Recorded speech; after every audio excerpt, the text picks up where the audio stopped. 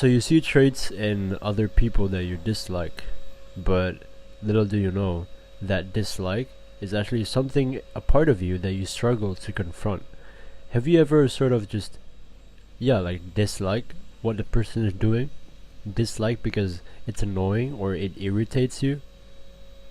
If yes, then it might be actually their fault, or it might actually be they're actually annoying, but it can also be that you never confronted that type of trait that the person is doing within yourself. So in this video, I want to talk about how to be aware of your own projections from your own shadows. Now, what is our projection? Our projection is actually something that we see others doing that we dislike, because that thing or that trait or that doing is actually a part of us as well that we dislike, so we bury it down deep in our heart. Because when we bury it down deep in our heart, that means we don't like it, right? And if someone else does it, what we dislike, and it's annoying, we will get triggered by that, and we will start lashing out on them. We will judge them, insult, or be angry at them. We can do a bunch of things. Now, these parts that we are triggered by are actually the disowned parts of ourselves. It's the shadow part. If you know shadow, right? It's the unconscious material. It's the parts of us that we buried because we don't want to show it to people. We don't want to express it because we're scared that if we express it, we might be exposed to a dangerous situation, because our nervous system tells us not to express it, or else we will get something bad in return. That is the shadow, and that is what we sort of the projection that we see from people, that we actually have to confront the parts of ourselves first. Now, the boy within us, because I preach a lot about the boy within, heal the boy within. The boy within us, he learned that if we express that sort of feeling through emotions, we will get hurt, or people don't like us, or we will not get approval from those elders or our parents. What does that look like? No, again, that's the projections of what will occur in today's world, in our generation, 2 decades later or a decade later. It might look like this. Perhaps you yourself, one of you, back then during childhood, your dad might be frustrated, or your dad might get mad at you or lash out onto you if you express your feelings, if you cry a lot, if you are sad, if you're angry. Perhaps if you're angry, your mom will get angry back at you again and not understand you at that moment. That might happen. Or your dad might see you cry and he will get mad at you because you cried. Or actually, it might not be the association with the negative things. It might be that you are, playing around, right? You're just trying to climb the trees, or you're trying to make some music from the stuff around you. Just imagine yourself, the things that you would do as a child, right? And perhaps your mother or your father dislike that doing and not actually try to understand what the kid is doing, right? Back then, as a kid, you have this full freedom of doing anything that you want. That's when your true self is shown fully, 100%. But as you grow up, you notice that back then during your childhood, your mother and your father, or anyone else that is in your influence, does not like what you did or what you're doing, both in a positive and negative way. And so as you grow up, your nervous system is locked in that moment where your father or your mother did not like that situation where you were doing that thing, or being angry or be sad. And so when you grow up in your adulthood or your adolescence, each moment when the boy inside you wants to express that fear, wants to express that sadness, wants to express that anger towards someone or something, and you will just defend that. Your nervous system will just defend that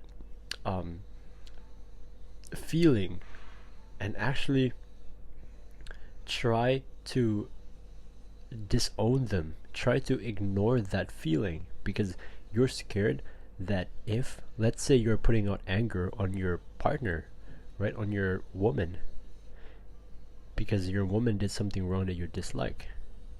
Now, for guys like us, for guys that has been wounded back then, we turn into the nice guy because we don't want to show anger towards her.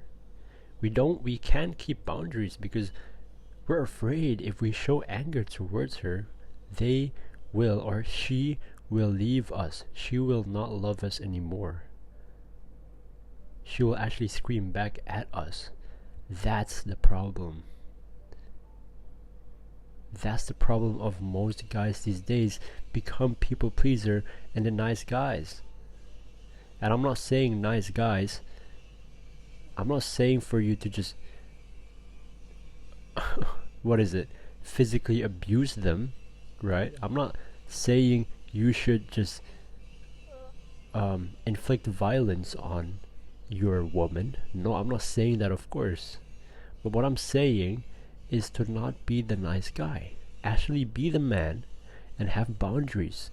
Being the nice guy is pretending to be the man, because in movies as well, in fantasies, right? In romantic films, you see the nice guy being so nice to the girl, having no boundaries and just trying to chase the girl 24/7 in this repeated cycle of the girl doesn't want him, and so he tried to be super duper nice to him, to her, until she accepts him. That until she accepts him, that is incredibly horrible if we apply it to real life relationship. The boy has fantasies that he wants to play, especially when he watches movies, but being the man knows what's real and what's fake. And he knows that he's conscious of it. He knows that something is happening here. If he's angry, he needs to say it. But of course, being the man, you don't want to be angry and just lash out on her and just emotionally shut down yourself or dismiss that feeling, right? Because you can either be reactive to it, you can be triggered and your impulse will, like, your whole nervous system will spike up, or you can perhaps shut down. When you're angry, you just, you turn to really sad and you just guilt trip her or something. Or you can dismiss them, which is ignoring them at all.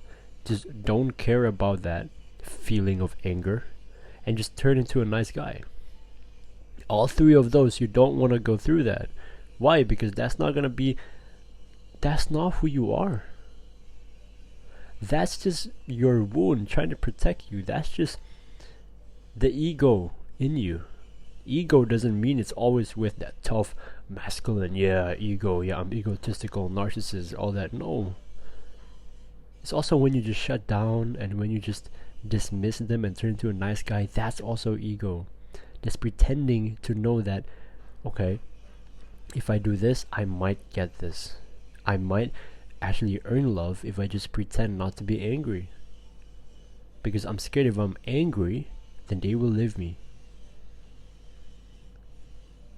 That feeling is hard. And so if you want to know more about this, actually, top link in the description below. I actually have a whole program I just made about the hero's journey, and we're gonna go through how to do divine work integration, how to do shadow work, how to heal the boy within, fight for the battle for our hearts, right, and become the hero in our life, in our story, by confronting our wounds, our shadows, and try to integrate that in our lives. If you want to know more advice on that, link in the description below, because early users can actually tell me and shape the whole course of what I'm going to make. And then we can do a lot of these um, talks, right? We can get on a call and we can talk about each other's struggles, and I can find out what's your wound and how you can solve it in your day-to-day lives, in your relationship with your woman, with your friends, and with your families. If you're not be the man and remove that and have spiritual initiation to integrate that boy psychology into man psychology, become the hero of your story and let go of the past story, and top link in the description below and just check it out. I want to talk about why facing the projections, or why being aware and facing the projections of ourselves in our day-to-day life is very important, and why it matters. If we don't,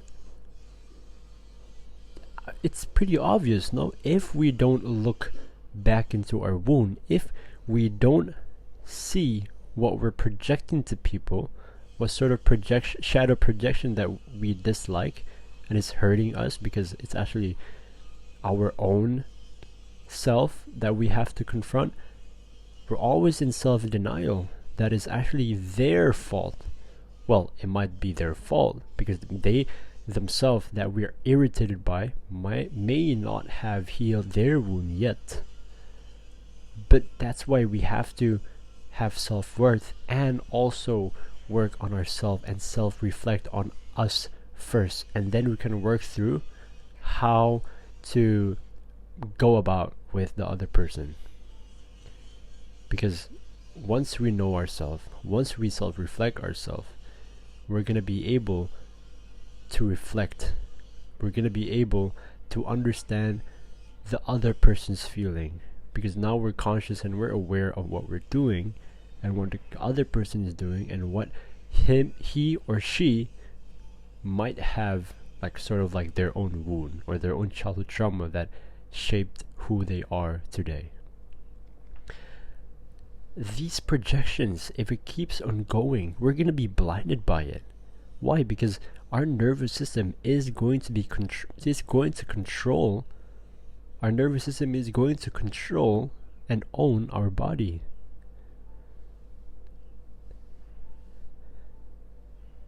Do you get what I'm saying here?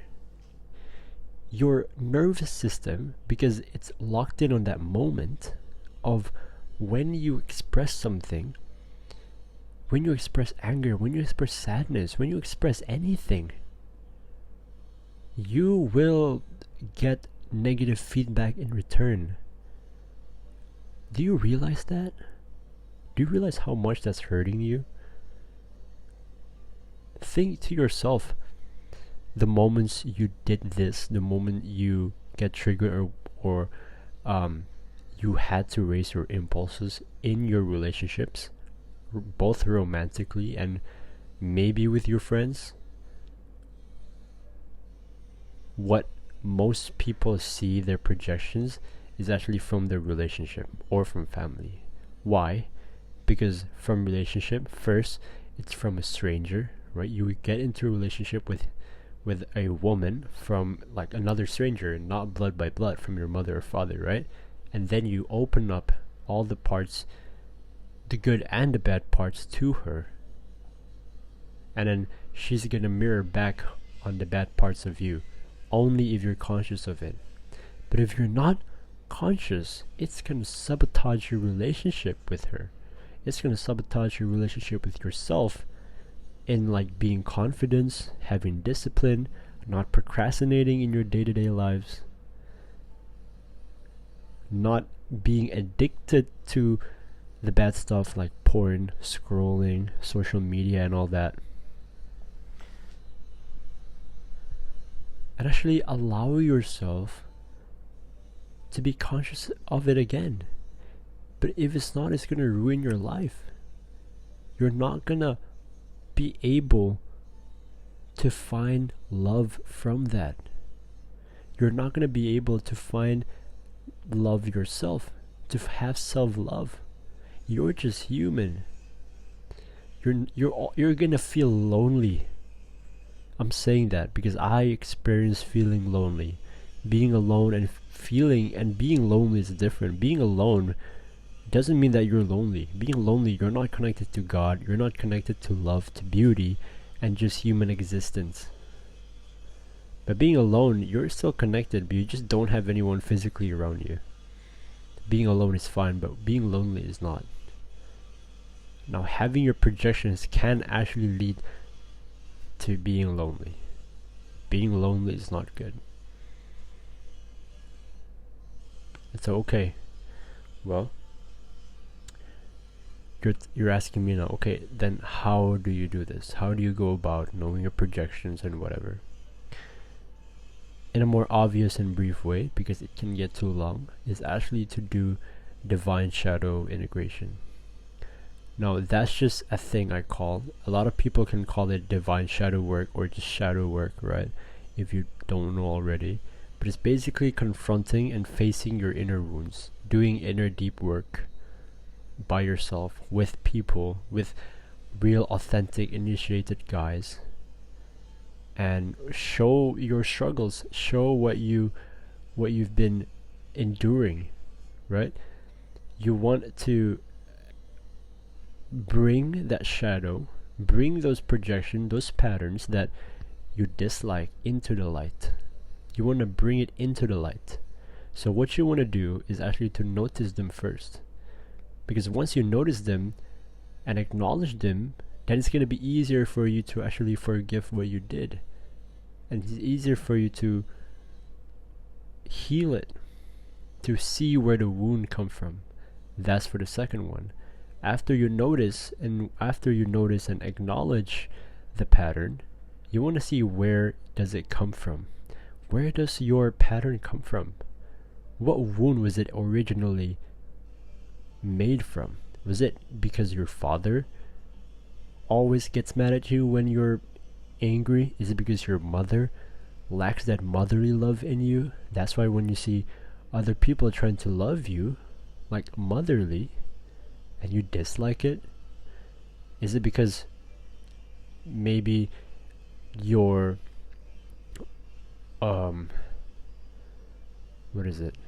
your father seeing you be crying and your father gets mad at you because of it, and so you don't want to be seen weak now, and so anytime someone else feels weak, especially in a guy, you insult them, you judge them in a way, and you hurt them, and you're hurting yourself. Does it really feel good? Yes, maybe it motivates, but it's something deeper than just self-improvement motivates, ideologies, toxic masculinity, all that. Because this is truly a deep journey to self-reflect and to know where the wound come from.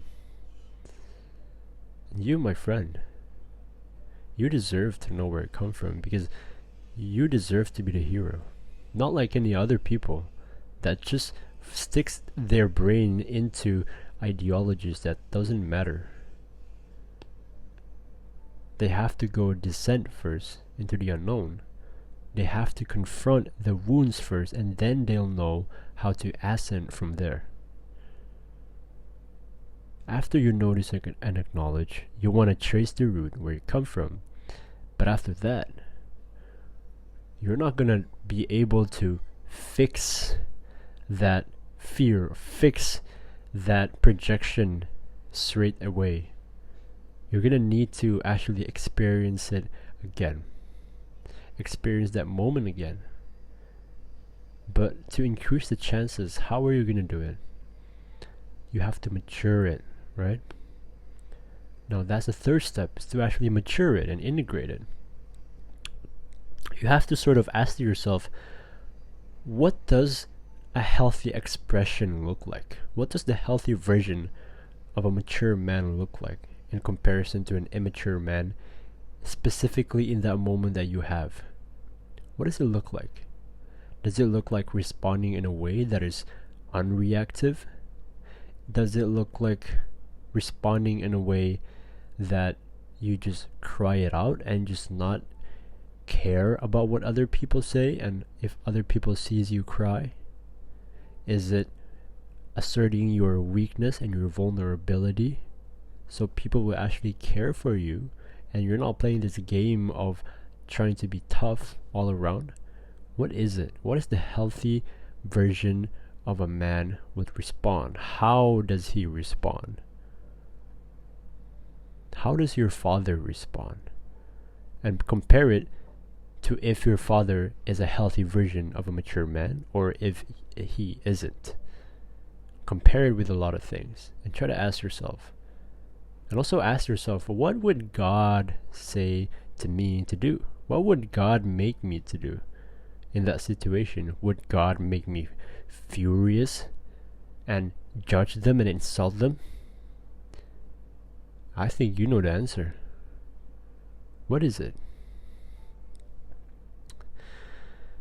And so, after you mature it, the last thing you want to do, and the only last thing you want to do, is to actually surrender it to God. Surrender to God. Because once you surrender to God, you're going into the unknown that it might or might not happen again. But if it might happen, you're surrendering it to God and you're asking Him to put the sword, the shield, and the armor in order for you to recognize and notice the pattern when it's going to come out anytime someone try to trigger you. Because at that split second, you might fail or you might not. But you don't have to worry because we as humans are a slave to God. And we are going to the unknown. And we are letting go so we're not going to be too overly attached to the situations, conditions, people, and just world. And so, next moment when it comes up, God might make you do it again. Or He might actually successfully not make you reactive. Or you will respond in a different way than you actually thought you would. A lot of things can happen.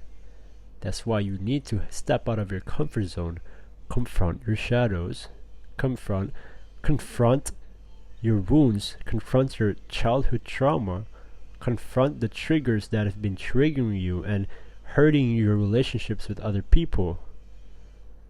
And then you want to ascend from there, and you want to try your best to integrate that.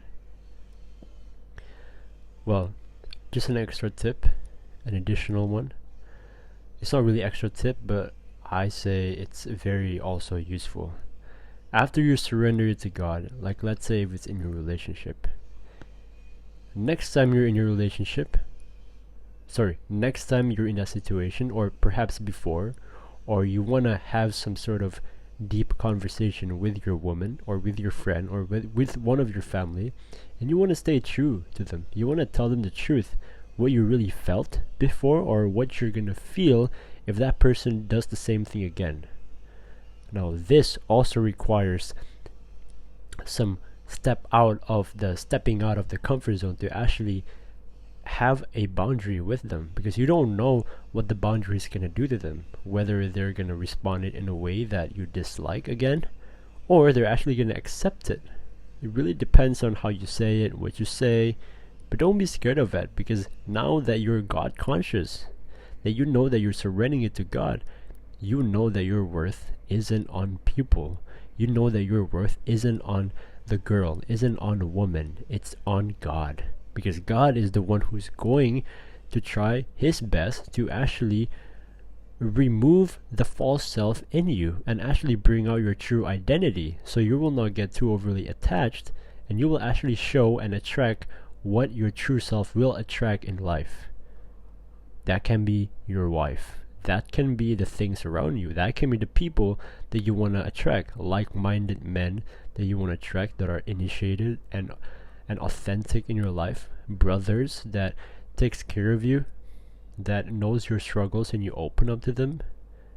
Being your true self is the most fulfilling thing that you can do, because now you have freedom to express yourself in every single way, in a mature way, because you and your boy self now is connected, and you guys are trying to integrate each other and help each other out in living the life as a fulfilled and free man. Top link in the description if you want to know more advice and things about divine shadow work. I will and I promise that I will try my best to personally help you integrate your shadows, confront your shadows, your wounds, and you can open up to me. And I'll help you in different aspects in your life, your different arenas in your day-to-day life. Like, let's say if you have perfectionism syndrome, just like me, you can share that to me and I will find out where it comes from.